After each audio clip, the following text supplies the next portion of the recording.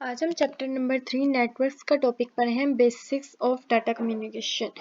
Data communication क्या है? Data communication exchange of sending and receiving exchange of message between sending and receiving device through some communication medium. किसी information, किसी file या किसी message का एक डिवाइस से दूसरी डिवाइस तक जाना, इनके एक कंप्यूटर से सेंड होना और दूसरे कंप्यूटर का उसको रिसीव करना, ये किस में आता है? डाटा कम्युनिकेशन में। देखें, sending and receiving device through some communication medium. These message are actually called information. ये मैसेज एक क्या कहलाते हैं? एक इंफॉर्मेशन कहलाते हैं, which can be presented in the form of text, number, image, audio, video. किसी भी तरह में इंफॉर्मेशन आपकी हो सकती है, किसी टेक्स्ट की सूरत में, किसी नंबर की सूरत में, किसी इमेज की, ऑडियो की या वीडियो की। जैसे ऑडियो, वीडियो कॉल, कोई टेक्स्ट आप देते हैं किसी डिजिट की सूरत में या फिर कोई इमेज सेंड करने से। Components of communication system. Components हैं कम्युनिकेशन के 5 कंपोनेंट्स हैं, इसके हम वन बाय वन सब पढ़ेंगे। A communication system is used to transfer data from one point to other. Communication system क्या कहता है? एक इंफॉर्मेशन को, एक डाटा को ट्रांसफर करता है किसी एक पॉइंट से दूसरे पॉइंट तक। The process of data transfer has well-defined step that can be execute particular sequence. किसी वन कंप्यूटर से दूसरे कंप्यूटर तक जाने में जो एक प्रोसीजर लगता है, जिससे आपका पर्टिकुलर सीक्वेंस एग्जीक्यूट होता है, उस प्रोसीजर को भी हम पढ़ेंगे कि कैसे सेंडर से रिसीवर तक डाटा ट्रांसफर होता है। For example, if you send a picture from your computer or cell phone to someone else. क्या आप किसी को पिक्चर सेंड कर रहे हैं अपने कंप्यूटर या किसी सेल फोन से किसी दूसरे को, you need a communication system. आपको क्या चाहिए होगा? एक कम्युनिकेशन सिस्टम चाहिए होगा। The main components of communication system are this. अब उनके जो कम्युनिकेशन सिस्टम है उसके कंपोनेंट्स हम पढ़ने लगे। सबसे पहले sender.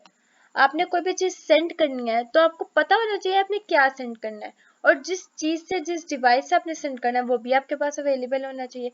Sender is a device. क्या है? सेंडर एक डिवाइस है, जैसे लैपटॉप, डेस्कटॉप या पीसी, सेल फोन्स, इस तरह के। That initiate the communication purpose. जो किस लिए यूज होता है? कम्युनिकेशन पर्पस के लिए, जिसकी मदद से आप किसी भी इंफॉर्मेशन को सेंड कर सकते हैं। It sends message consist of text, number और पिक्चर। ये किस तरह मैसेज सेंड करता है? किसी नंबर की सूरत में, टेक्स्ट की सूरत में या किसी पिक्चर की सूरत में। इट ऑल्सो कॉल्ड सोर्स और ट्रांसमीटर। सेंडर को आप एक सोर्स भी कह सकते हैं और ट्रांसमीटर भी। सोर्स आप इसलिए कह सकते हैं क्योंकि आप उसकी मदद से, एक हार्ड डिवाइस है, उसकी मदद से आप जो है आपका ट्रांसफर कर रहे हैं मैसेज और इंफॉर्मेशन सारी। Normally computer is used as a sender in the communication. क्या यूज होता है? एक कंप्यूटर यूज होता है किस लिए? किसी सेंड करने के लिए इंफॉर्मेशन को। फिर है रिसीवर। रिसीवर ऑफ कोर्स जो आपकी इंफॉर्मेशन जो आपने सेंड की है वो कोई ना कोई रिसीव तो कर रहा होगा, वो जिसके थ्रू रिसीव कर रहा होगा वो भी एक डिवाइस के थ्रू रिसीव करता होगा, तो उसको हम सिंक भी कहते हैं। Receiver is a device that receive message. Receiver क्या करता है? जो मैसेज को रिसीव करता है वो मैसेज जो आपने सेंड किया है। It also called sink. उसको हम क्या कहते हैं? सिंक भी कहते हैं।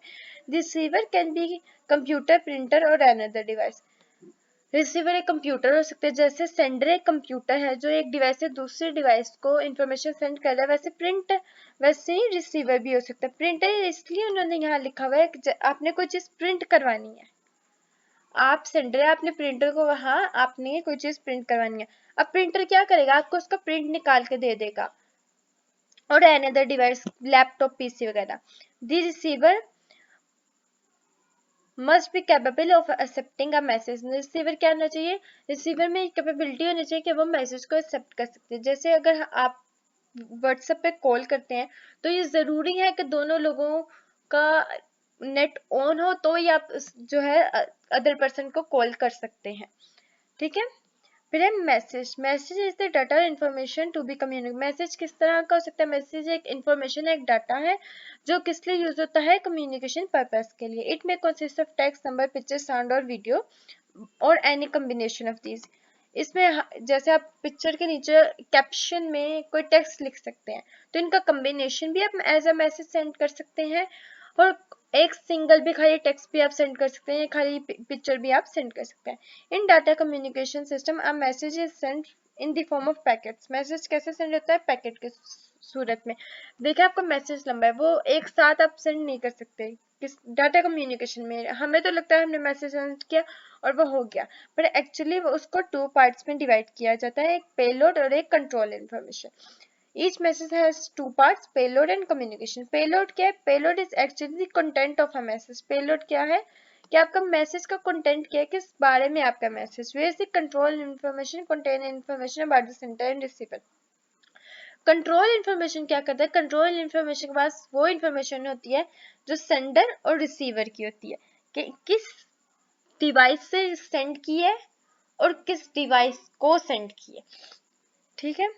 Control information is also called header of the message. Control information को हेडर ऑफ द मैसेज भी कहा जाता है। It's just like the writing a letter where we write along in the communication about its sender and receiver. जब हम post करते हैं तो हम पोस्ट कार्ड पे लिखते हैं कि हमने ये इंसान सेंड कर रहा है, उस इंसान का नाम भी मेंशन होता है और जिसको सेंड करना है उसका नेम और एड्रेस भी मेंशन होता है। In this example, your letter is called payload.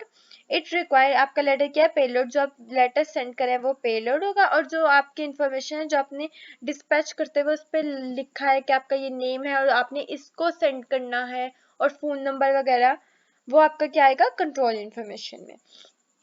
Next हमारे पास ये इसके एक एग्जांपल उन्होंने दी हुई है। ये एक सेंडर क्या कर रहा है? मैसेज सेंड कर रहा है किसको? रिसीवर को।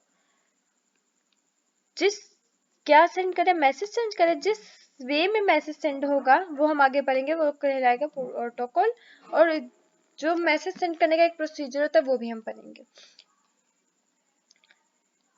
फिर नेक्स्ट है प्रोटोकॉल। अब protocol is a formal argument between two parties. जैसे मैंने आपको बताया था कि हम पढ़ेंगे, वो आ गया नेक्स्ट प्रोटोकॉल। अब protocol is a formal argument between agreement between two devices. Protocol क्या है? एक एग्रीमेंट है टू पार्टीज के दरमियान, जो सेंड, एक वो जो मैसेज सेंड कर रही है, एक वो जो मैसेज रिसीव कर रही है।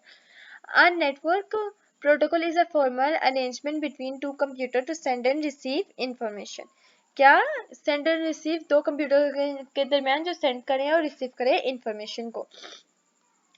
Very specifically a network protocol define a set of rule कि किस तरह आपका जो है मैसेज सेंड हो रहा है, एंड प्रोसीजर फॉर कम्युनिकेशन, और उसमें जो जो रूल्स लग रहे हैं, जो प्रोसीजर है, वो सब बताता है between a sender and receiver.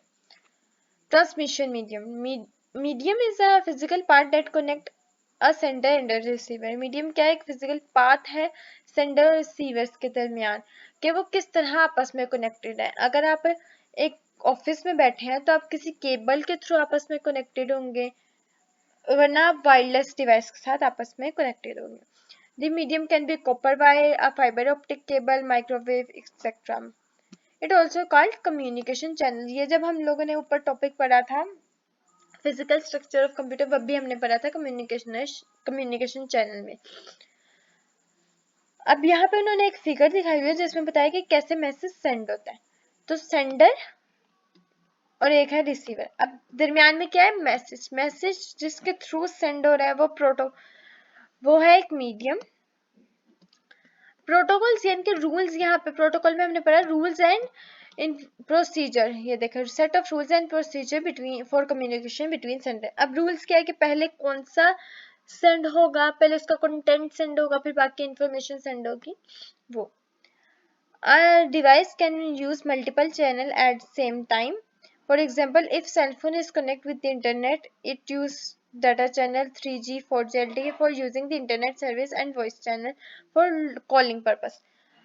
आपका इंटरनेट, आपके फोन के साथ जो इंटरनेट है, जो वाईफाई कनेक्ट है, वो और भी कई लोग यूज कर सकते हैं।